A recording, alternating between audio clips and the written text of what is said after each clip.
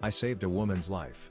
I wish I hadn't. Edit, please do not repost this. I don't need my wife to see it on TikTok. Edit 2. Okay, I'll play Tetris and see a therapist. And I have no intention of suing. That poor woman has enough on her plate, I'm sure. A stranger waited for us to walk in front of her car before she shot herself in the chest. We thought it was a firecracker until she started screaming to call 911. I had to stop the bleeding with my jacket until the EMTs arrived. She had left a 3-page note on the dashboard of her car. The police questioned us for hours before we were allowed to leave. Police said I saved her life. My wife says I'm a hero, but I don't feel like a hero. In fact, I'm angry. There's no way that woman didn't see us before pulling the trigger. She knew, at the very least, that 2 strangers would be forced to watch her die. She victimized us. My wife feels incredibly guilty, unsafe, jumpy. I trust people less. My heart stops at the slightest popping sound or the faintest smell of sulfur. I go to that parking lot, because that's where our post office is, and irrationally think, who's going to shoot themselves in front of me this time?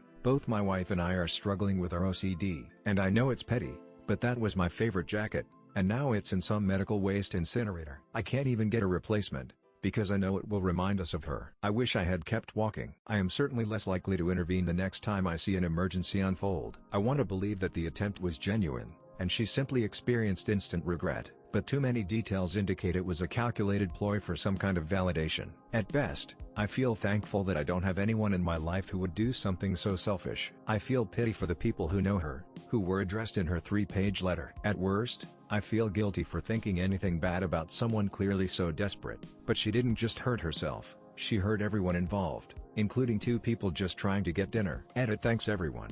I feel heard, seen.